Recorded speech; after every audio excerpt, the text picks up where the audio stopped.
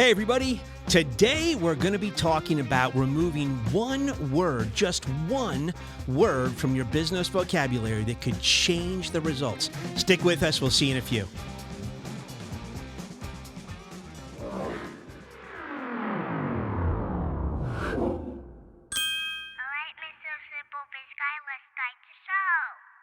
Hey everybody, Jeff Mason, your host, SimpleBiz360 podcast. SimpleBiz360, the book, you see it right on the back wall there, available on Amazon, $18.95. Would suggest if you want to jump on a good Christmas gift early, get it now. It's October 26th as we're recording. You're going to see this in the beginning of November. But $8.95 on Kindle, or you can buy it on our website at SimpleBiz360.com.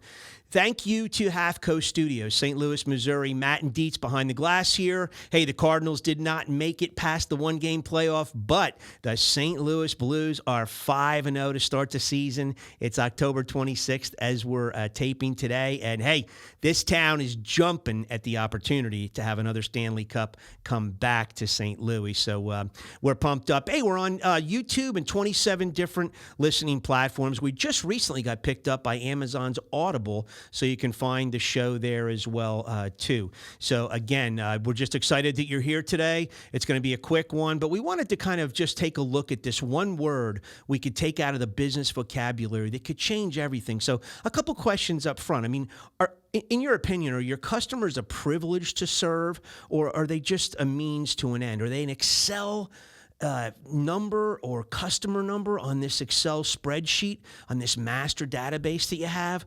Are we being good stewards of the time and money that customers give to us? Are we partners with these customers? And if we are partners with these customers, are we taking from them or are we giving to them? Well, what would the business culture look like if we could remove the word take and replace it with the word give? Well, this episode's called Give and Go because the argument we're going to make here is that the customers give us their time, their money, their trust, their special requests, their special project, their baby.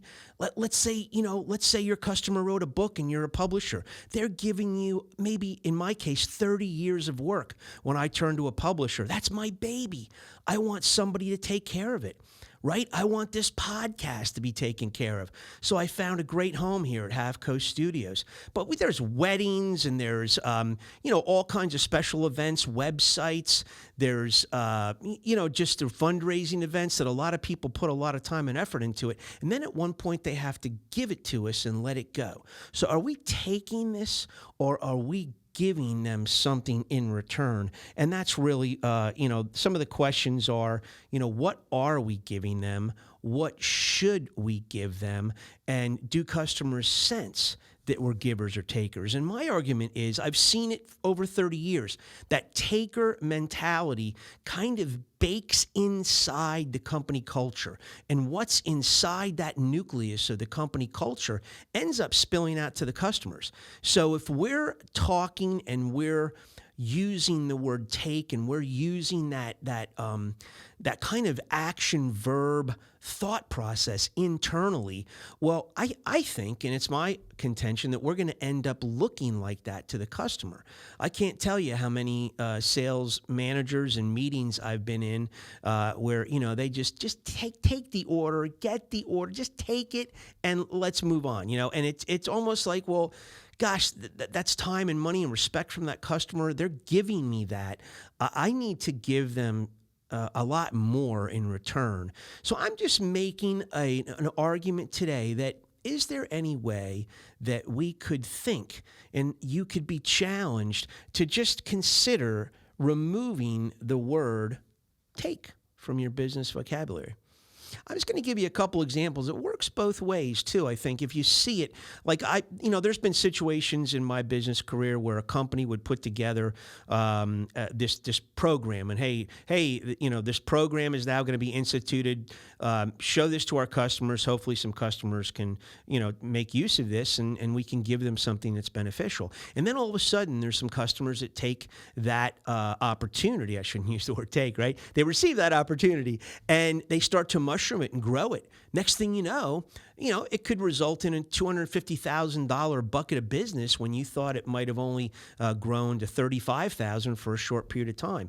And then some of the vernacular inside the company changes. Hey, those people are taking advantage of us. Those people are offenders. Hey, get those customers off that program. They're taking us to the cleaners. Well, wait a minute. That program was developed for them to stimulate sales. Why in the world would you have that attitude, And then, I've seen things too in my just business walk with promos and specials. And, for whatever reason, sometimes a customer doesn't want to fully enter into it and get the full-blown benefits of it. And they say no. And, you go back to the company and the company says, oh my gosh, these people are idiots for not taking advantage of this. They need to take this. And again, whenever I hear management use that wording, it just, I don't know, it leaves me with an empty feeling. And again, what's baked in that nucleus spills out. So again, is there a way that you could take that word out? Now, I'm not trying to blow smoke up Half Coast Studios, cable lines here. But I am telling you the honest truth. My podcast was my baby. Next to my book, it was something I really wanted to have execution done well. I wanted to have people that governed my shows each week well. I wanted somebody who are good stewards, and I was their first customer. And honestly, I really didn't know what to expect other than some of the people I knew in the local community here in St. Louis spoke highly of a few of the players involved. And so I gave my time, respect, money, my trust to Half Coast Studios. Well, I can tell you they've never disappointed. And why do I say that? Because they know how the show goes every taping. They understand the rhythm of it to the point where they prepare for it ahead of time. They take care of it ahead of time. They get to me before I get to them in many cases. I mean, we put things, we put things on a drive. I go to that drive and I can see all the video, audio, pictures. It's there. I don't ever have to say anything. They've never missed a beat. I've never had to deal with excuses. I've never had to chase them down. No phone calls returned or anything like that. It is just an absolute lesson in give and give. So if you can both be givers, I give you my business, you give me a quality level of service and product in return. Oh my gosh, we are ready to go. That's why I called this episode Give and Go. So again, kudos to you guys. I mean it. And, I actually, I just think that anybody considering doing a podcast, here in town in St. Louis should give these guys a fair shake because they just do a wonderful job. And I have no headaches. It's my baby and I have no headaches about it. I don't have to worry. It's like clockwork. So I just wanted to say that. And so what are some starting points for you out there? What could you do to start shaping things a little differently? Well, what about core values? If you were to go to my book, I have a chapter on core values, and core values being integrity, honesty, punctuality, dependency, realism, all these different, I'm drawing blanks here on a lot of them, but all these different attributes that you behold as your core values, that reliability and things like this that people can count on each and every week where they don't have to worry about, what you're made of. Well, maybe start with building your core values. And if you can take the word take out of and remove that from your vernacular and replace it with good core values, right? And just let that take seed, and that will spill out into your customer community. And give them respect. How do you give them respect? Respond, follow up, and follow through. How many times have we said that? That's just an easy kickstart way to show somebody that, you know what, I'm going to change the way the company does business. I'm gonna take the bull by the horns and I'm going to remove the word take and install the word give. So enough said. Hey, we're trying something different this week. I don't know if you guys like it or not, but it's the computer instead of sheets of paper. I think it's a little bit easier to keep some eye contact, keep things going. Hey, if you like it, please text the number 81. No, I'm just kidding. We don't have. I don't think we have a text. Guys, do we have a text number at all that they can text in on? They're sitting there nodding their head now. So, hey, we don't. So, at any rate, I know, just let us know.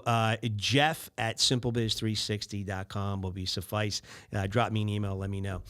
So we are going to dip back into an album that we dipped into back on, I believe it was around December 3rd, 2020, on episode 60, when we had Dawn and David, still one of our most popular watched episodes. And it is Supertramp, and the song is Give a Little Bit. So just, dip back into 1977, even in the quietest moments. It's the album cover that has them with the piano up on the mountaintop, and right? Just, it was, actually, it might have even been a number one song, I'm not sure, but give a little bit, right? Just, let's take that word take out and install the word give instead, all right? So as always, guys, if you improve the how, you will improve the big R result, right? We're in the experience frontier. It's how customers perceive you doing business, right? So please remember, do your own research. There's plenty of places to look things up. You can go to alternate search engines like Quack Quack Move, right? If you know what I mean. Just go there and look them up. Turn off that TV and cable news and turn on a podcast. There's so many cool podcasts out there. Turn them on, love them, and you'll really enjoy it. Hey, pick up a Bible, pray, and as always, love the Lord God with all your heart, mind, and soul. We will see you in 168 hours.